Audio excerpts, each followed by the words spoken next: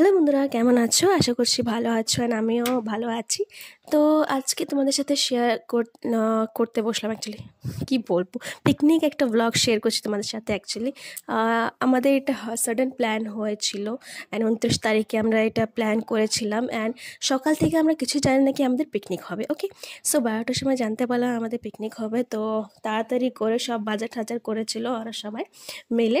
And এই যে সন্টু ম্যানকে দেখতে পাচ্ছ, সন্টু আমার ওই উঠে পড়েছিল। ওকে মানে ঘুম পাতিয়ে আমি নিচে আসছিলাম জাস্ট, অ্যান্ড যখনই নিচে নামছিলাম ওই উঠে যাচ্ছিল। তারপরে আমি ওকেই নিয়ে এসে বসলাম, অ্যান্ড কিছু কিছু মতলব হেল্প করে দিলাম আমি। তো এখানে দেখতে পাচ্ছ যে দাদাটা আছে, উনি রান্না করছে আজকে। সো লাস্ট অবধি দেখবা কি রান্না বান্না কেমন হয়েছে তোমাদেরকে বলবো। তো লাস্ট অবধি দেখবা। এই যে মাংস যে মশলাটা আছে দাদা বসিয়ে দিয়েছে, অ্যান্ড কষাতে কষাতে তারপর ওটার মধ্যে মাংস ঢেলে দেবে, যেরকম মাংস রান্না হয়। অ্যান্ড সবাই বলছিল কি অনেক লেট হয়ে যাবে, চারটে বেজে যাবে। তো যেহেতু একটাই উনুন আছে ভেতরেই, ফ্রাইড রাইসটা হয়ে যাক। মানে আজকের মেনু হলো ফ্রাইড রাইস অ্যান্ড চিকেন কষা আর চাটনি পাঁপড় বলতে পারো।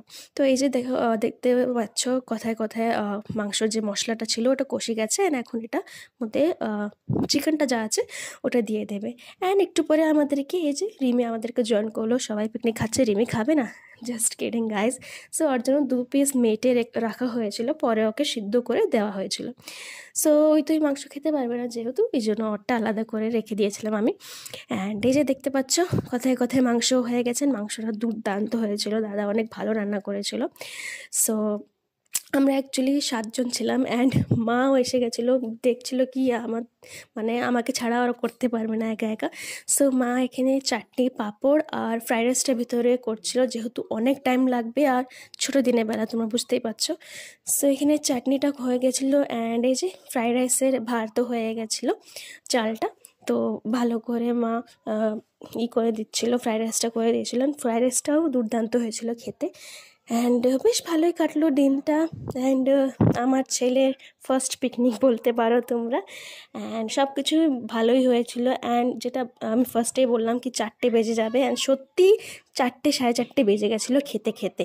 অ্যান্ড রাত্রে খাওয়া আর তারপরে আর কিছু খাওয়া হয় নাই, আর যা ছিল একটু একটু মানে 11টার সময়, রাত্রে 11টার সময় খাওয়া হয়েছে। মানে দুপুরে খাওয়ার পর রাত্রে একটু একটু খাওয়ার সবার চলে গেছে। সো এই যে মাস্টারমশাই এসে লাস্টে পাঁপড় ভাজতে উনি এসেছিলো। অ্যান্ড এই যে স্যালাড কাটা হয়ে গেছে। সো দুর্দান্ত হয়েছিল খেতে, মাই সার্ভ করছিল। তো ব্লগটা কেমন লাগলো তোমাদেরকে একটু জানাবা আমাকে, অ্যান্ড লাইক শেয়ার সাবস্ক্রাইব করে দেবো আমার চ্যানেলটাকে এরকম ব্লগ দেখার জন্য।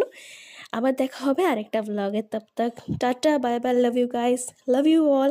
অ্যান্ড দেখতে থাকো, ভালোবাসা দিও আমার ব্লগটাকে। Okay, bye bye by.